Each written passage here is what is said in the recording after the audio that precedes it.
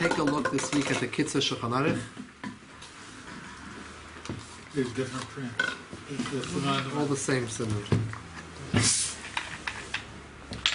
Take a look. Simin Kuf Mem. We'll start with the Dal Parshias.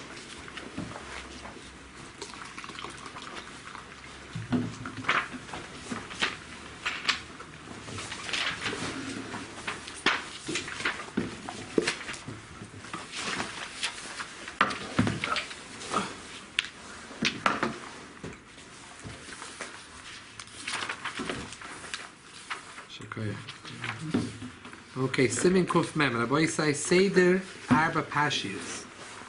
Now we start reading the Arba Parshias, the 4 special Parshias. We just read Parshas Shkolim. We're going to soon read Parshas Zocher before Purim, Parshas Para, Parshas HaChodesh.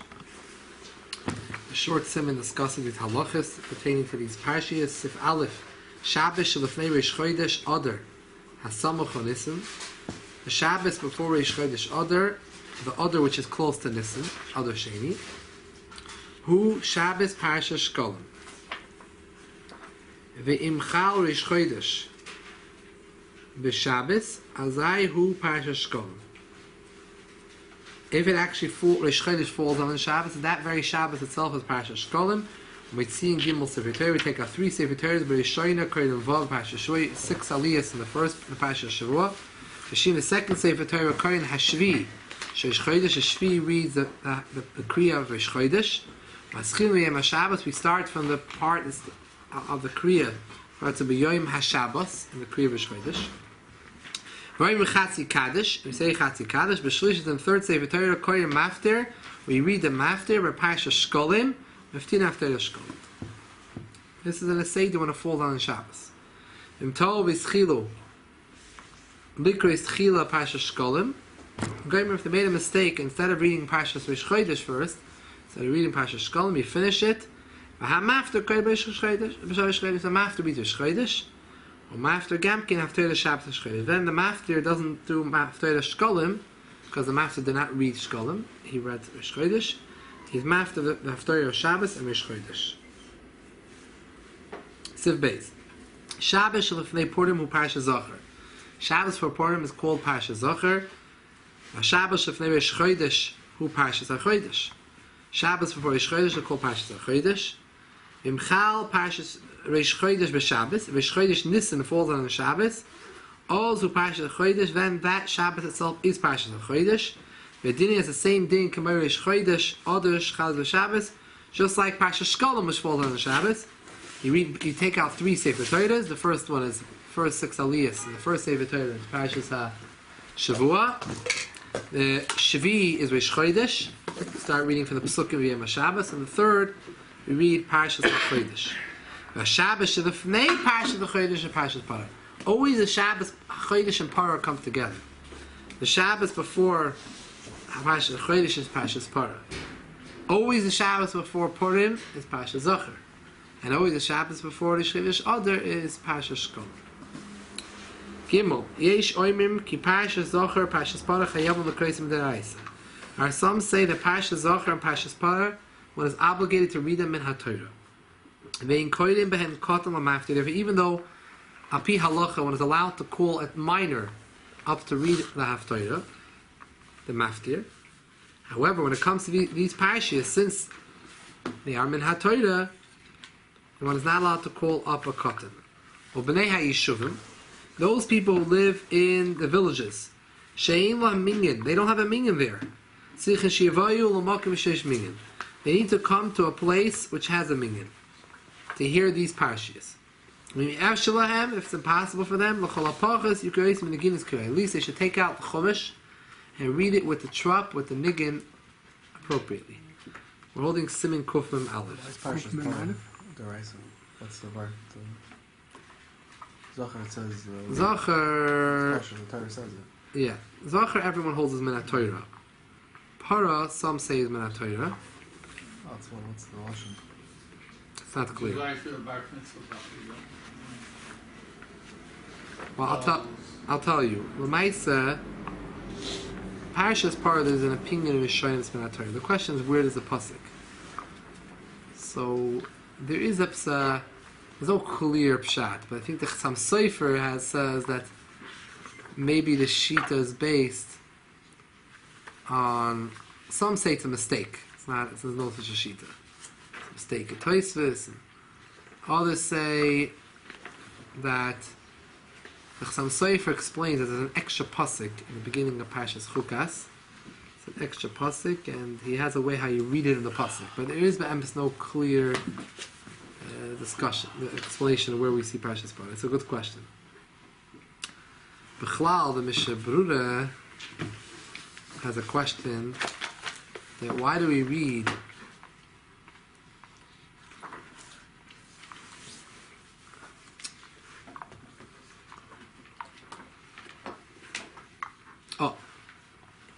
the Magen Avraham says that those that couldn't make it to shul, Pasha Zocher, should be mechavan to be yoitz on the Kriya of Purim. Now the Ma'ase of Amalek, of Mechias, the story with Amalek is mentioned twice in the Torah.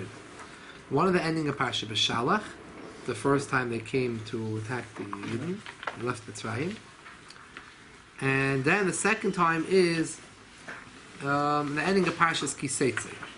It says Zocher Shas Chol Amalek, Timcha Zecher Amalek, Mitach L'Shem Tishkach. That's Parshas Zocher. Now the Shabbos before Purim, we read the ending of Parshas Kiseitze, those psukim. On Purim itself, in the morning, in Kriyas HaTorah before Megillah, we read the psukim of Parshas B'Shalach. The Magen Avraham says that b'diavad you could be yoitza, that you could be yoitza with the Parsha B'Shalach that you read on Purim. So if you weren't able to be in a shul, Parshas Kiseitze, for the women who want to be yoitza, they can hear it in Kriyas HaTorah and shul on Purim Day, or anyone else that didn't hear. But it's not in Shazman Grama, the timing, that time? Could not hear it other time? The emes doesn't say anywhere in the Torah when it has to be heard. So we know you have to remember what Amalek did, but there's no clear-cut time. Chachamim set up the time to read it before Purim, because Haman came from the Zerah of Amalek. So you should read about how you have to erase the name of Amalek before Purim. Now, the Mishnah Brura asks, he says, on the Magen Avraham, which says it could be Yoitza Parsha B'Shalach, he says, Parsha B'Shalach, over there it says a story what Amalek did to us. He doesn't tell us the Zachar Sim Shabbos, Zachar Shas Amalek, remember what Amalek did, Machi Tim Chesach, Amalek, erased him, Amalek, it doesn't say these psukim there. So how could it be Yoitza or Parsha B'Shalach? The emes is, I'll tell you the emes, I have the kasha fakert, the opposite.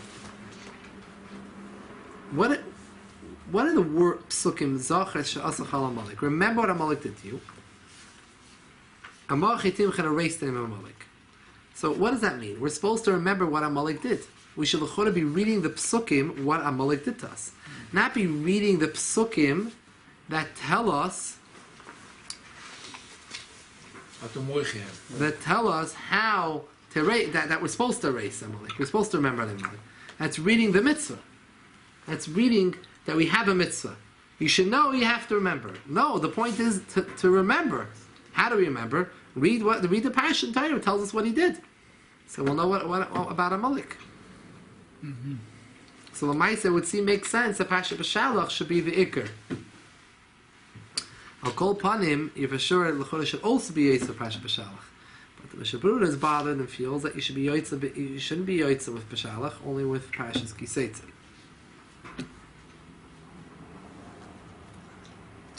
How about Nashim? So Because Nashim, traditionally most women did not go to shul on Parshas Zocher. I'm saying in Europe. There were certain Gedolei Yisrael that did tell their family to go, but the prevailing custom, the Toras Chesed, the tshuva about the Shezalman of Lublin, or Shezalman Fratkin, he wrote in his famous tshuva about this Inyan, he writes, Ma'oyim le're'inu v'le'shemanu nashim holchas l'shmaya Parshas Zocher. So in America, women do want to go hear Parshas Zocher, and we don't have to. It's more available.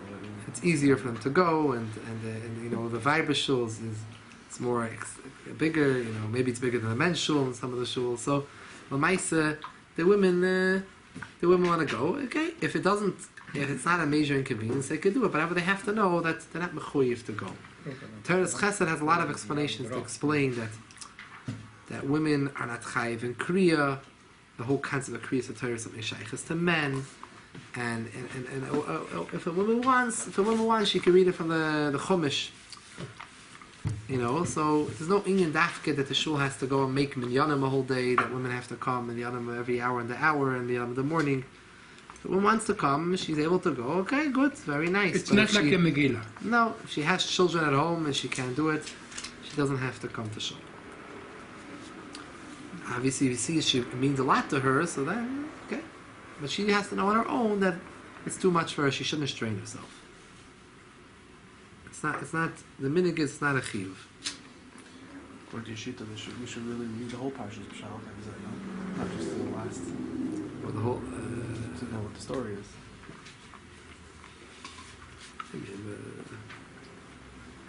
No, also it's about the Shira. The ending is about Just the ending. about Malik, yeah. Maybe not just the mafta that we read. I don't remember which psukkah you read for the maftir, but maybe it's from Shvi Taka. But yeah, maybe it could be right. It starts earlier on, maybe not just from the maftir. It could be earlier on. Maisa, we do have a little bit of a suffix how we read zecher or zecher, let's say we're a segel. The minig Chabad is that we switch it. When we read Parashat B'Shalach, we read one way. We read Parashat Kiseitze, we read the other way. We segel first and then Tzevei, or the Tzevei first and then segel. Make any difference? It's more of a Kabbalah reason why I think that they switch it. But you do both by both. Both by both is the order. Seder is different. Yeah, Parashat Zachar is a serious thing. It's in Chim and Torah, so it's important to have a good Balkoida. Well, Maisa, what the Kitzur Shulchan Aruch says here, that a cotton is not allowed to be maftir. In general, people today, the minhag people don't really have a cotton reading maftir. But in what I know, maybe the minhag Ashkenaz shuls do it. But it's the Alter Rebbe in his Shulchan Aruch actually in Shabbos, when he talks about Din Kriyas Torah, he says it's not an issue for a cotton to be called up, even for the maftir Parashat Zachar. And the reason is because he says that this din that the cotton wouldn't be allowed to do it was in those days when every oiler to the Torah would read his own portion. It used to be like the Yamanik today. Right. Everyone who was oiler to the Torah reads, the way it was in time of Chazal, will read his portion that he was called up for. It wasn't a Baal Koida. It was such a thing as a Baal Koida. Everyone read his piece. However, there was this man that people weren't bucky, and people were embarrassed that they don't know how to read. In order not to shame people, it became instituted the concept of the Baal Koira, that even if you do know how to read the Torah, you still all rely on the Baal Koira, and everyone listens to the Baal Koira. So therefore, since we're not anyways being yoitze from the cotton not reading it, the one who's reading it is a gadol, a Baal Koira, who's an adult, is reading the Torah. So when you hear Parashat Zachar, you're being yoitze from an adult. Even the one who got the Aliyah, who said the brachas, was a cotton. That's not an issue. You heard your kriya from a gadol. So that's Alter Rebbe explains it wouldn't be an issue to play. But Maisa, we don't use katanim anyways in general, so it's not like really, it's not negay halacha on Maisa. But if it would be about mitzvah parasha, The Rov in Flatbush would not let him read so. What? Any school in Flatbush, when the Bar Mitzvah Pasha, the Zohar wouldn't let the Bar Mitzvah No, read. we have them. We have the one. Here, yes, but not We in... have the, no, we had happen when we were having the age. We didn't let them read. Also net, right? We didn't let them.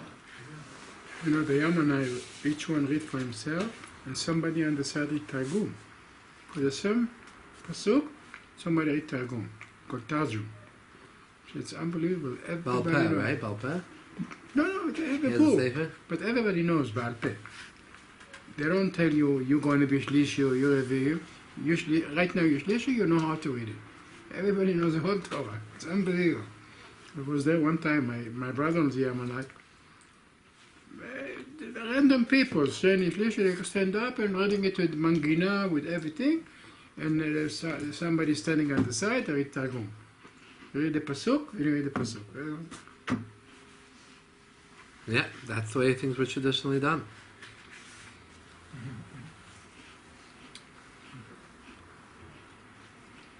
Couldn't bear the original. What's that? The Yamana, they are the original Jewish Hebrew. That's the way it's supposed to be. Really? You mean the pronunciation? Yeah, they're like the Ashkenaz, Baruch, Ato. It's the more like the Ashkenaz. What? They read like the Ashkenaz. Oh, Not the reading, the Simin Kuf pronunciation. Mem Aleph Hilchas Megillah. Aleph Mishenichnas Oder Marbe V'Simcha. When Oder enters, we are Marbe V'Simcha. V'Yisrael Sheshidinu Dvarim Ve'eni Yehudi. A Yid who has a court case with someone who isn't Jewish, Yishbet Im B'Chedesh Hazeh, should have a court case in this month. Siv Beis. Yinei Mardche Ve'Esther Nikla Yehudi M'Shloisha Asal L'Chedesh Oder. The Yidden gathered on the 13th day of Adar. Lavei Dal Nafshem, to stand up for their lives, L'inokim Ereim, take revenge. V'yitzrichim Levakish Rachem Es Hashem Yisbarach Shmoi, she has a need to ask Rachamim from Hashem to help them. But seeing we find, Kashahoyi Yisrael Mechama Yidden were in times of war, His Anu they fasted, She Ya'azrem Hashem, Hashem should help them. V'gam Moshe Ben Alav Shalom, B'yoyim Shenilcham Amalek is Anna. The day that Moshe fought, the Yidden fought with Amalek, he fasted. And he also had Aaron and Hur fasting with him. They stood on each side of him, they held up his hands. V'im came Mistama Gam Oz V'yimartcha V'Estes Anna V'yim Yigimel Adar. So most probably also those days in the time of Mardchai and Esther, since on the 13th day they had to stand up for their lives, they fasted. V'chein Kiblu Aleim Kol Yisrael Yoyim Zeh Tainus Esther. Therefore, all the Klal Yisrael accepted this day upon themselves for a Tainus Sibur, and Nikra Tainus Esther. Kedei, in order, Lisker, to remember, Shabaydi Yisbarach Shmoi Roya, V'Shemea Tfilis Kolish V'Yisrael. Hashem sees and hears everyone's tefillah in the time of need.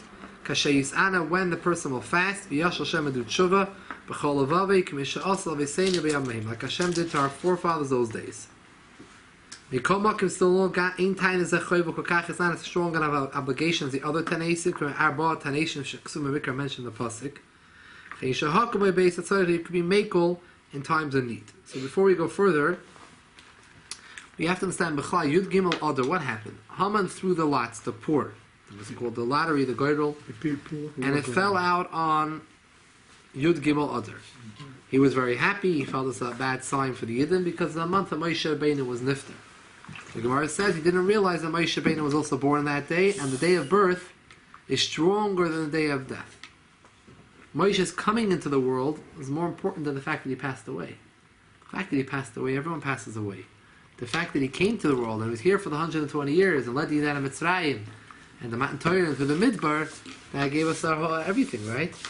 So Kedai, Rashi says there's Kedai Yoim Haleda. It's mechaper misa, and it's a good simon. So he didn't know it was his birthday. No, he wasn't into keeping birthdays. Didn't know. He wasn't until Lubavitcher Chassid who kept his birthday. He didn't know, so he wasn't into the birthdays. You know, years back, people didn't know their birthdays. Really? Many people did not keep in Europe. People were not into their birthdays. It's an American thing. People keep their birthdays, and the Rebbe wanted that people should use out this American custom. That people are into the birthdays, instead of just doing the party, make it a holy event. Right. Get tzedakah, learn something. Give berachot. Right, to make it into Fabrengen. But the MS was that many people did not know. A lot of people knew, like in general, I was born around Pesach. My wife Zayde said, I didn't know when I was born, around Pesach time, People were not into what was the... What about tefillin?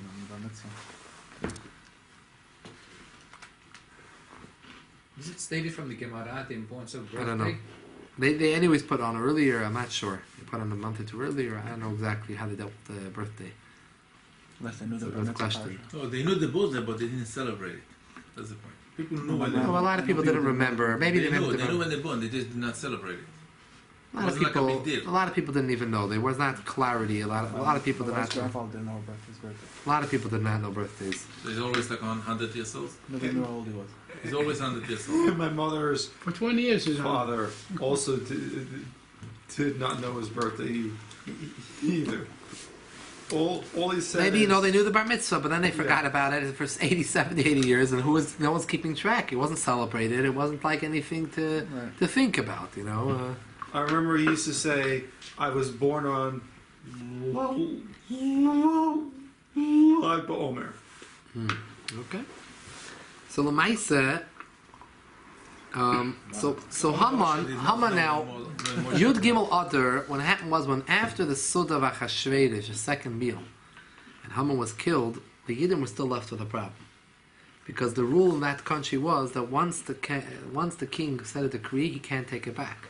Ein lahashiv, right? So the issue, this is a big issue, because right now there is rishos for all the anti-Semites to get up on that day and to kill the Yidden. So they had to send out letters again that the Yidden can stand up on their enemies. So they can so there's going to be a war that day. What would be that day? No one knew. So the Yidden did not know what was going to be that day. The Nes of Purim did not happen immediately. Until that day that they won over their enemies, the Yidden were holding in a time of a Gzeira. There was a Gzeira against them. The Nes was a Nafal Pachat Yehudim Aleim. They fell a dread on them. Special Nes. Yeah. And, they definitely had Achashverosh's spirit behind them, but Lapayel, the letter of the law was that they were allowed, it was a battle. It was a battle. So Lamaisa, Yud Gimel Adar was a time of distress. So the Shulchan Aruch is telling us at that time, they fasted because they were in time of distress. You have to fast and daven to Hashem, you should win the battle. So Lamaisa does not say anywhere in any psukim that they fasted. We know that Esther fasted. Esther asked. In the beginning, she didn't want to go to Achashverosh. She was scared. Mordechai said, "This is not no choice. You want to save yourself in the palace." That was Pesach. Huh? That was Pesach when she went in. Right. Yeah. And Mordechai says, "No. This is what it's all about. You have to go in. Don't think you're gonna hide yourself and escape in the palace while your whole nation's being killed." So even though it was danger for her, so she asked that the Yidden should fast with Suma Alai, fast for me 3 days and 3 nights. And I'll also fast, and my girls will fast. And that's how she went to the king. And that when she went to the king, Pesach. The meals she had is Pesach that year, and it says that year there was no Seder Pesach. The Yidden fasted. Yidden fasted that year. And it says in Shulchan Aruch that the second day of Pesach was a second meal, and that Esther had arranged, and that's why you should eat something special. I don't know if anyone has this custom still, but the Shulchan Aruch brings down that was a minute to eat something, a special food, delicacy. That meal, they sing to remember that was the day of the feast. Now, Lamaisa. So we don't find any psukim. We find that Esther fasted, but it has nothing to do with the time of the war of Tainus Esther. That we fast. So the Shulchan Aruch explains that is not corresponding to the fast of Esther. They were in Nisan time, in Chodesh Nisan. Those are 3 days, and there's nothing to do one with another. This is a fast that has to do with the war. You go to war, you need to daven to Hashem to win the war. It's interesting. The Rebbe one time wrote a letter to someone, and he was writing a lot of Divrei Torah, and he had a question. He said, the halacha is that you're not allowed to fast when you go to war. Soldiers are not allowed to fast. Those that stay home fast, but those that go out to war are not allowed to fast. They're not allowed to be weak. They have to be strong. Can't be weak. Over here, in the story of Purim, we didn't have an army. Jewish people did not have an army. It was an army. It was everyone fighting with their neighbors. Everyone need to stand up, men, women, and children, to protect themselves. Everyone had to be ready. So the Rebbe said, in reality, who was fasting? Who was allowed to fast? In the ending, l'chura, no one was allowed to fast, because everyone had to stand up. Who knows what would it be? Who would have come to attack them? And they would have to attack. So they all had to. There wasn't this was an organized battle on a battlefield. So therefore, really, no, it doesn't seem like anyone was able to fast at that time. If someone was too weak, they were too weak anyway, so they weren't allowed to fast. So what was the... But they had ammunition? The Jews? I They didn't have anything. don't know, those days were there gun control, was there rules? They used No, it no, but the nice, Jews so- always were a minority. And now they're defending themselves. So Yes, they they have were to allowed have to something buy, I in their guess, yeah? I don't know how it worked. Underground. Look in the who knows? Midrashim. Uzi. It's a nes, but So Lamaisa, the Rebbe said that before he left with this question, why we fasted Tanis Esther?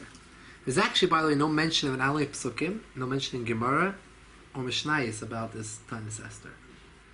We have a minig and a Messiah all the years that we fasted. It's mentioned already in the early Rishonim.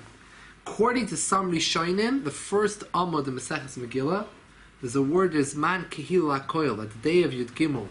We don't need a pasuk to allow us to know that you're allowed to read the day of Yud Gimel the Megillah. Let's say those days that read earlier. It says in the beginning of Maseches Megillah that in the times of Chazal there were certain people that lived in villages that wouldn't come into the city they only come in the city twice a week, Mondays and Thursdays, and they were allowed to read the Megillah on an earlier date, so they shouldn't have to matriach themselves to come into the city twice, on Purim and on the market day. So the Gemara explains where we learn out from the Psukim that you're allowed to read the Megillah on earlier dates in these situations. And the Gemara says Yud Gimel, Adar does not need any pasuk to let you know, because it says Man Kila Koil. There's different Pirushim. One of the Pirushim is, by some Rishonim, is Man Kila Koil is a day of gathering where all the Klal Yisrael gathered together to daven to win the war, win over the enemies. So that, according to that, there is some mention of it in Gemara, according to that interpretation. According to other interpretations, Man Kila Koil means to gather to the war, not to gather to daven. They gathered to fight the war, and that was the Iker Hanes that they won over the enemies was on Yud Gimel, so you don't need to have a pasuk to tell you that you're allowed to read the Megillah Yud Gimel. Of course you can read. The Megillah clearly says you're supposed to read the Megillah on Yud Daled, Adar, which is Purim, and Tezvav, which is Shushan Purim, for those cities that are walled. It's clear. The question is, where do we learn out that in those villages that can't come into town, only on Mondays and Thursdays, that they can read it early in earlier days, called the Yom HaKnisa. So the Gemara proceeds to explain that we have an extra pasuk that says Bizman Nehem, that you can read it in their times. There are extra times that we can include, an extra 2 days. The Gemara says this comes to include Yud Aleph and Yud Beis, Adar, and Yud Gimel does not need a pasuk since it's Man Kihila Koil. It's a day of gathering for everyone.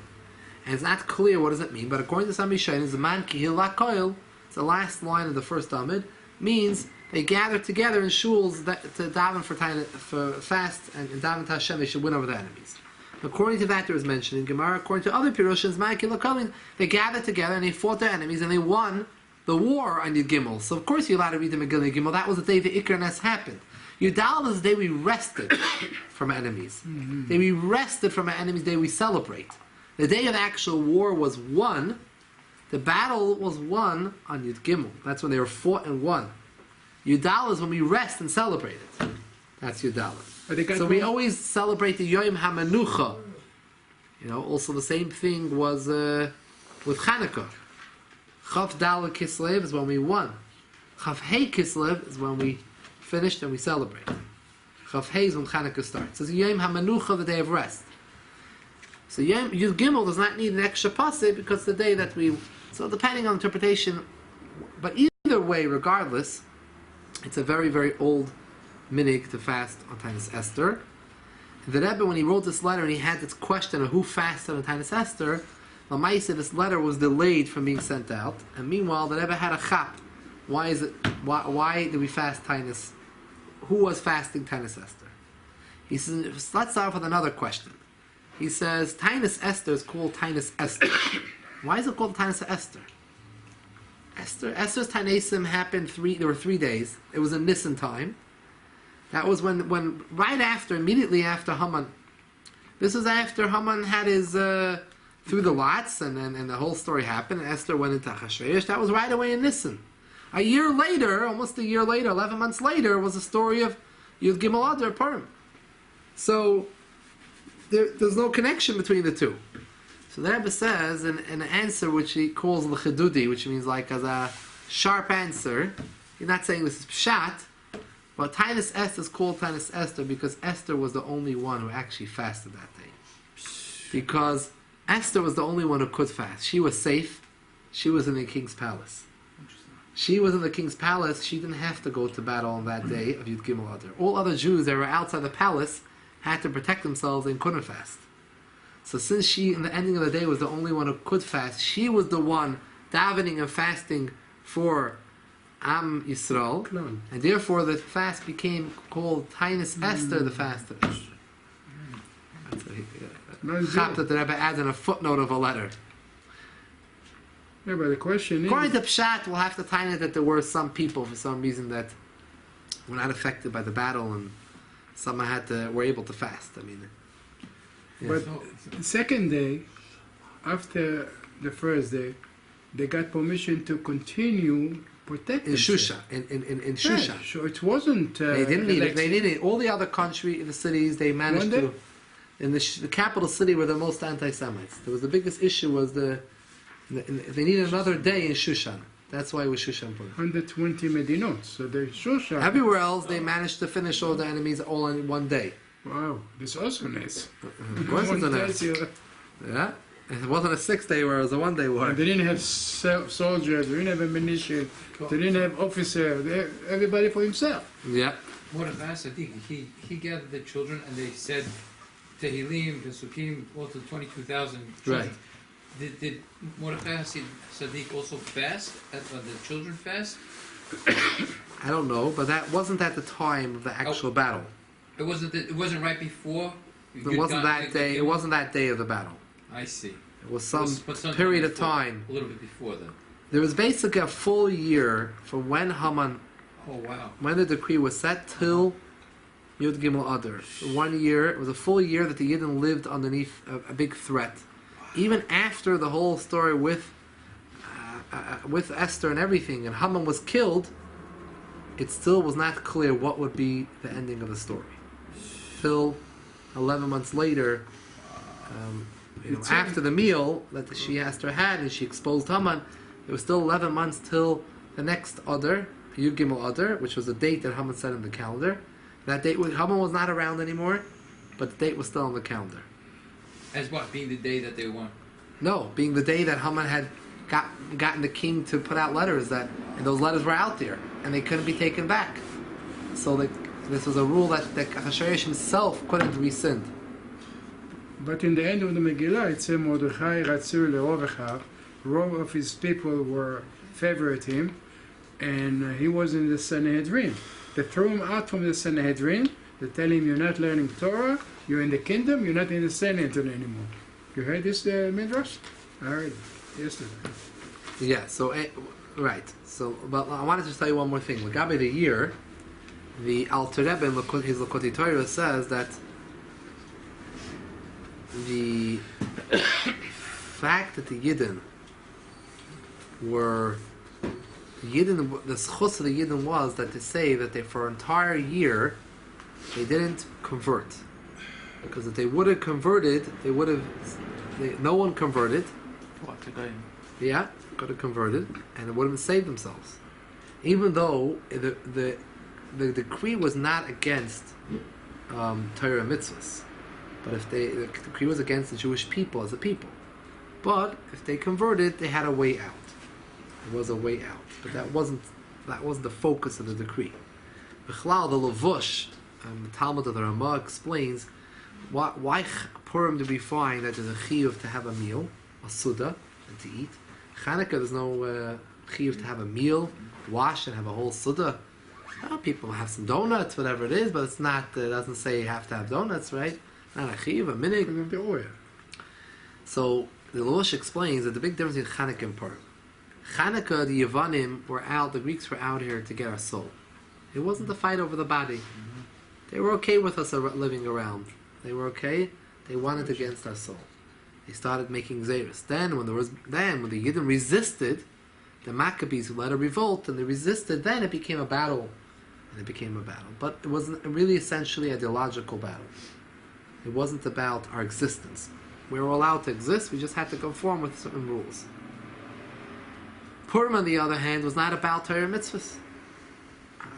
Haman wanted away with Yidden. He didn't say anything that he didn't say that. Oh, if you Yidden, you don't keep the Torah mitzvahs. You could say no. It was about the Jewish body. So therefore, everything we celebrate according to what the Ness was. The Ness of Purim was that our bodies were saved. But it's that So we have a physical meal that our bodies enjoy. Chanukah was a time that our souls were saved. Therefore, we don't focus on a meal. It's more of a spiritual victory. And then we light candles. Candles are spiritual. We light candles. When people want to feel spiritual, they light candles. Even Lahavdul Goyim, they want to light someone passes away or something, they light a candle. The candle is considered, light is considered the most spiritual thing we have in our world. So we want to relate to Ruchnias, to spirituality. We light a candle, according to Torah, we understand very well. And there are mitzvah Torah Oyer and all the other symbolism that there isn't within Oyer light. So Chanukah, we don't celebrate with Gashmis, we celebrate more of a Ruchnistic way. In Purim, which is Manis and the Sutta, it's a whole thing of Gashmis, but because of that was the Ikernas. Yeah, when Haman went to Achashverosh, he told him, "Yeshno am echad mefuzar mefurad bechol ha'amim, bedatehem shonot." Their religion is different than our religion. So he has against religion. It's true. He's telling him, their religion is different than our religion. But the actual Gezerah itself was lahashmid lareg la'abed. By the Ivanim, it was lahashmid lareg. You're right. But that Siba, therefore, in a Chanami, if they would have converted, it wouldn't have been an issue if they would have converted. But that wasn't the beginning offer. That wasn't the offer. It wasn't, you have to all convert and come over. That wasn't a Gzeira Shmad. It was a Gzeira Lahashmid Lareg Alabed. Yeah, there's a little clause down there on the bottom that if you convert, you can get away with it. Or, even if it wasn't, that was just a technical.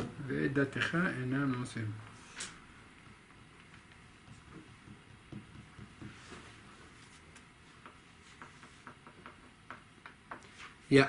So, since it's not mentioned at all in the Psukim, this Tainus, like the other 4 Tainesim, excluding Yom Kippur, I'm talking about Tzim Gedalia, Sar B'Tevis, Shiva Sabatamos, Tisha B'Av, those 4 are mentioned in the Psukim in Navi, besides Yom Kippur. Tainus Esther, is the 6th Tainus, is not mentioned at all in Psukim. It's not even mentioned including Gemara that you chayiv to fast. Therefore, Yishlahakal by Beis HaTzoyrech, towards the ending of Sebeis, in times of necessity, one can be lenient. Kaimubaras and Menikis, pregnant women or nursing women, someone who is sick in the eyes. If it's difficult for them, they don't need to fast. A woman that gave birth up to 30 days. A chasen during his 7 days, Shabbat Brachis, Einit Tzorich Lahas Anis, and he should make up, him and the Kala should make up the Tainus afterwards. Why is it Chatan? Then it's Chatan and Kala? I don't know. It's a good question. But the second, in the end, Kala it's applies Chatan. In the end, it says Kala. Chatan v'Kalato. Over here, no. Yeah. In the beginning, it says Chatan. And when it said after? I added in Kala. Oh, you added it. Because I think the halacha is the same. Okay. Why he only mentions Chasan, I don't know. And Shara Brim and other healthy people, should not separate themselves from the community. But feel me, but that even if someone was traveling, and in those days, traveling was not an easy feat. The kosh of Tainus is difficult to fast. One should fast. This is what Klal Yisrael is doing. One should not remove himself from the tzibur. Sif Gimel. Yoy Midal Adar who Purim, the day of Yudalit Adar is Purim. Michal Purim Yom Rishon. If Purim falls out on a Sunday, Purim this year by the way falls on a Thursday, and a Purim falls out on a Sunday, Magdimin L'Sanis B'Chamishi, we fast Tainus Esther on Thursday before. If there's a bris milah on that day, you make the meal at night, Thursday night. The sandik and the father and the son are allowed to eat during the day because it's their simcha. They don't need to make up the fast on Friday. Someone made a mistake and ate on Thursday, he should pay back the fast on Friday. The night before, in honor of the Megillah, one should wear big day Shabbos. One should wear Shabbos clothing the night going to the Megillah reading. Not custom? It's an Arminig, yeah. No, not custom. Big day Shabbos, not custom. Children. Custom. Children. When it comes home from shul, Yimsei should find the Vesei Nedis Dilkis, candles being lit, the Shulchan Aruch, Umita Mitzas, everything is all set up, a table and a couch, everything is all prepared. People have a minute to have some type of meal that night. There's no chiyuv, but some people have more of a Fasting. So. after the fast, right? They break the fast. Arvis lachish shmanesrei, ma'ariv after shmanesrei. Oimrim one says kadosh shalom into skabel. V'karnas the Megillah. Read the Megillah. Achakach oimrim ata kodesh. We say the ata kodesh. Why do we say the ata kodesh? Ata kodesh is in Kapitel Chav Beis in Tehillim. Shehu mizmar lamatzeich alayel l'shachar. Shenemar es. This Kapitel is a nevuah about Esther. V'sham nemar over there it says Elikai ekra. Pasuk Hashem I call out Yom Balayla day and night. Day and night refers to Mikra Megillah that we read by day and night. Nemar Mikra Megillah. The Amar B'Shum Alevi Chayav Adam Likas and Megillah Balayla Shaleis V'Yom when is obligated to read Megillah by night and by day. Shenemar Elikai ekra Yom V'Leisana V'Layla V'Dimili. The sum of the next pasuk is V'Ata Kodesh. So we read the psukim of V'Ata Kodesh after we read Megillah. V'Yachar we say Kadashon B'Leitis Kabel. Meitzai Shabbos, the Seder to read V'Hinoyam, like we always do, V'Ata Kodesh. Kalashon B'Leitis Kabel, V'Yitilecha, Mavdil Malakois, Aleinu, we say Avdallah, then Aleinu. It's not our minig.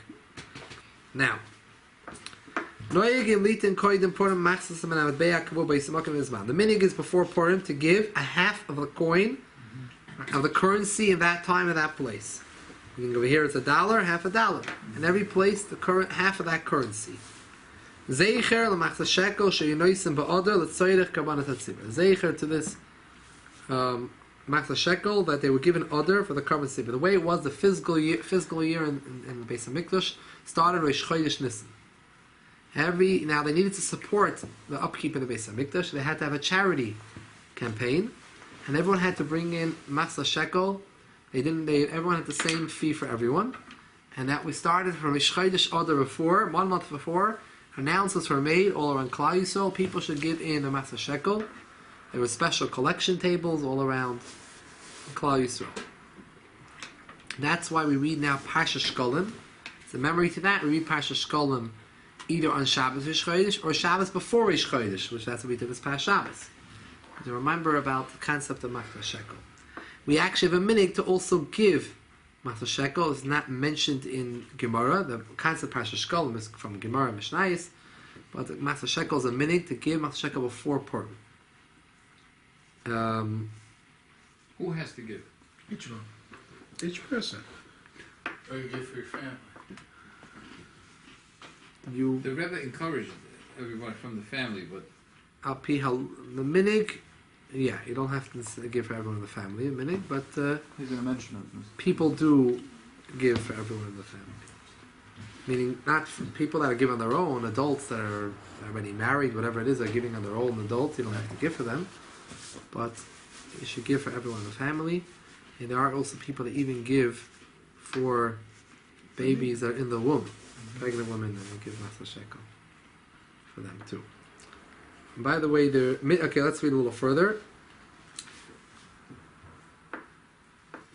By the way, the reason why we read Parsha Shkolim before Purim, according to the Yishalmi, he says the reason is because Yishalmi explains because Haman gave his Shkolim to Achashverosh to buy off the Yidden. 10,000 shekel. 10,000.